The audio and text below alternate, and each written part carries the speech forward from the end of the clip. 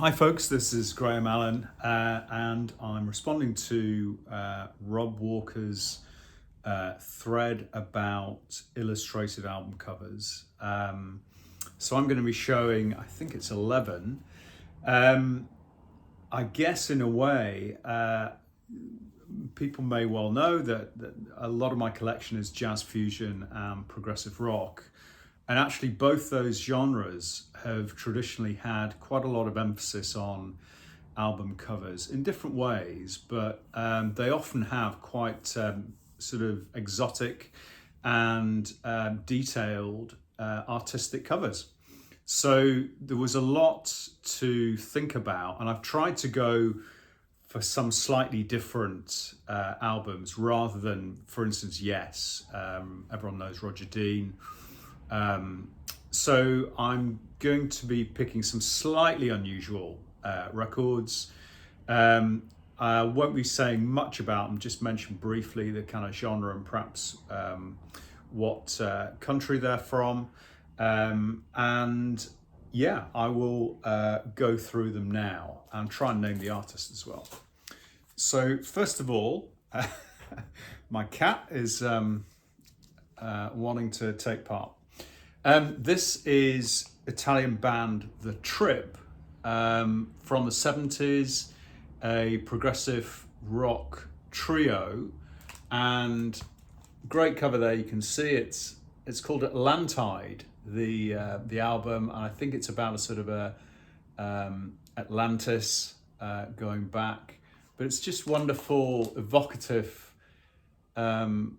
Reflective of Italian progressive rock, very kind of romantic, quite dramatic. Got the face here, the kind of the Hydra character, and a lot of detail on here. Another face down here, blowing wind, skull and crossbones. So that's Atlantide by The Trip. This is 1973, I think it is, and the cover is by Francesco Lagoluso Sie. Okay, Atlantide, The Trip. Something very different is Alive Mother For Ya. This is a jazz fusion live album by Billy Cobham, Steve Kahn on guitar, Alphonso Johnson on bass, and Tom Scott on keyboards and I think Lyricon. Very unusual cover. I've still not really quite worked out what's going on, but we have this very detailed painting of an elderly looking lady sat on a chair with her feet on a kind of a footstool, and rather perhaps darkly, somehow there's a plug socket with an electric cable connected up to something. We don't know what it is, but it's got something a bit sinister and dark about it, I would say, which is completely the opposite to the music, which is ebullient, jazz fusion at its best, taking lots of tracks from Billy Cobham and Alphonso Johnson. And the cover photo, it's a cover photo. So I stand corrected. I thought that was a drawing. It's a cover photo. So I have got an extra album in there. So forgive me, Rob, for that. Anyway, the cover photo is by Jim Horton. It really does look like a painting, actually, when you get up close. But anyway, this one definitely is a painting.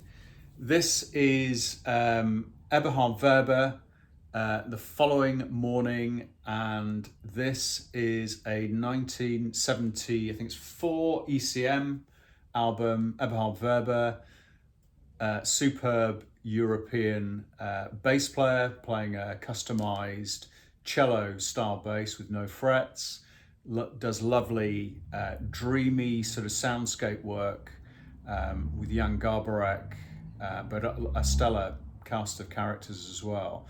So this really does reflect the music, that very minimalist ECM style.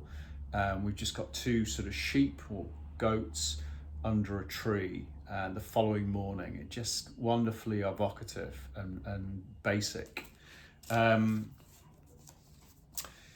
This is on ECM, as I mentioned, and I'm just going to see who painted this, just see if it mentions it.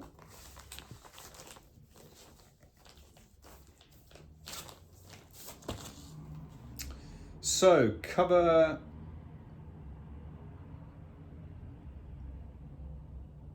design. Oh, I should realize this. It's Maya Weber, which is Eberhard Weber's wife. So there it is. Wonderful. Okay. Italian progressive rock again, Leome, and their album Uomo di Pezza. Look at that, spectacular. Unfortunately, we've got a slight rip here on the corner. I actually got this album last week from a record store in London, and the reason it was affordable was because of this rip. So a bit of a discount there because of the damaged cover. But this is really wonderful. I'll just open it out for you just so you can see it. So there we have the cover and more drawings and lyrics inside. And this is by Walter Mazzieri. Wonderful, 1974, Leome Uomo di Pezza, keyboard-driven progressive rock from Italy. Absolute classic on the Philips label. What wonderful cover. Next, again, a bit of a contrast, very minimalist, very autumnal, and of course it fits the title and the music of the album, Wind and Wuthering by Genesis. I always loved this cover. I thought it captured the music absolutely brilliantly. Probably my favorite Genesis album, 1977. And this is by Hipgnosis, and there is an artist whose name I will find.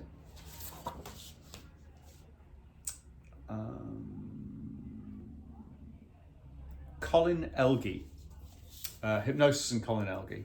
So wonderful album, wonderful cover. I like the back of this as well. I'll just show you that with the birds sort of swirling.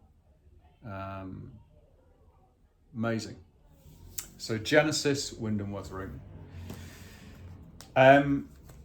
This might be a bit more Rob style. Cartoon. The Jan Hammer Group, Oh Yeah, is the album, and that's Jan Hammer. But this sort of what was kind of 70s kind of pop art style, in a way doesn't quite fit with the music. This is funky jazz fusion, dominated by Jan Hammer and his Moog, really. So great stuff if you like that sort of 70s jazz fusion, but with a funk sensibility thrown in. And just the backside there with the sort of the guys in the band, sort of cartoon style. Tony Smith on drums, Fernando Saunders on bass, and Steve Kindler on rhythm guitar and electric violin, and of course Jan Hammer with a whole battery of keyboards. And this is, I think, from 1976, 77, I can't remember, 76 on the Nempra Records label, but Jan Hammer, favourite artist. Okay, something very different in terms of mood and design, and sort of digital kind of art really, which fits the music again perfectly. This is a solo album by Eddie Jobson called Theme of Secrets. It was a digitally recorded album in 1985 on the Synclavier computer keyboard. All of the sounds are from the Synclavier, which people might remember. I mean, it's a long time ago now, but this was basically a sampling keyboard that you could then play back live and record things. So the whole of the album is recorded on the Synclavier. A beautiful, almost kind of new agey album by Eddie Jobson, who'd come out of UK progressive rock royalty really, first album and Danger Money, where the band was a keyboard trio. Jobson's a fantastic virtuoso keyboard player. So really like this, very sort of meditative, lovely album. Just Eddie Jobson solo with the synclavier keyboard. This is by Stephen Mickelson. Okay. And there's a cover photograph apparently sort of, I suppose it's kind of digitized some of these bits here, and that is by Glenn Wexler. So kind of a hybrid there of digital and art. Next up, Mick Karn from the band Japan, his 1982 solo album called Titles. Always like this sort of picture of Mick Karn, captured him, sat cross-legged with his book, looking very scholarly, which was very Mick Karn for people that know him. This is on the Virgin label, and the artwork is by Mick Karn. Okay. It says design and illustration by Bitter and Twisted, but the cover concept is by Mick Karn. So it doesn't actually say who the painting is by, but I guess it's a blend of a sort of desktop design company and Mick Karn. But I really like that. Mick Karn Titles. If you like bubbling, left field, bass-led music, slightly minimalist, then this is a great album, Mick Karn. Okay, to Germany and a sort of symphonic prog band called Novalis, Visionen.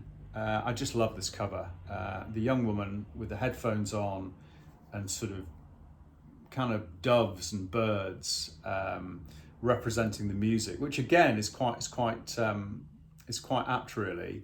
Novalis are kind of symphonic prog, quite gentle in a way. No sort of screaming solos or anything like that. But they also have the slightly kind of krautrock motoric drumming style, but it works really, really well. So that's Novalis Visionen, and I'll see if I can find the artwork. I might struggle on this because it's all in German. Yes, I'm not sure who's actually done that art, but fantastic album. It's a sort of greatest hits actually of mainly their instrumental pieces, which suits me just fine. Novalis Visionen. Here's an interesting one. Sandy Nelson, the drummer, and then there were drums. I kind of like that cartoon style. This is on the Pickwick label. Drum kit just looks really good. Sandy Nelson, he had, of course, hits, drummer hits back in the day. Let There Be Drums.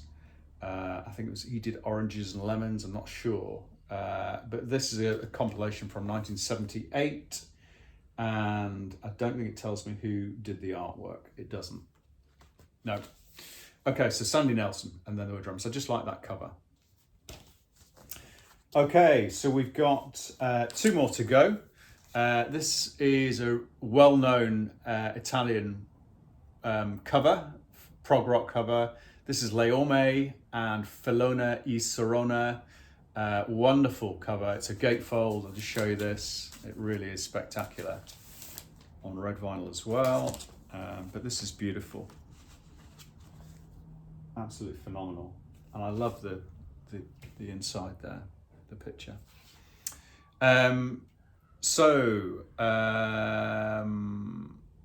don't think I'm going to find out who did this cover.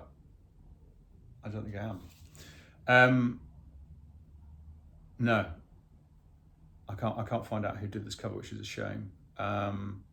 This is actually a repress, and I wonder if the original would have almost certainly. I have got a name here. It is, and I can't really read it. It's 1973, and it looks like L'Orfroma, Leome Filona e Sorona. Wonderful cover. Okay, and last up, it wouldn't be a video without a mention of Emerson, Lake and Palmer. This is a greatest hits album, not that they lend themselves to greatest hits really, that came out in 1980. So they'd split up and drifted off. No sort of fanfare for the end of their initial period anyway, at the end of 10 years.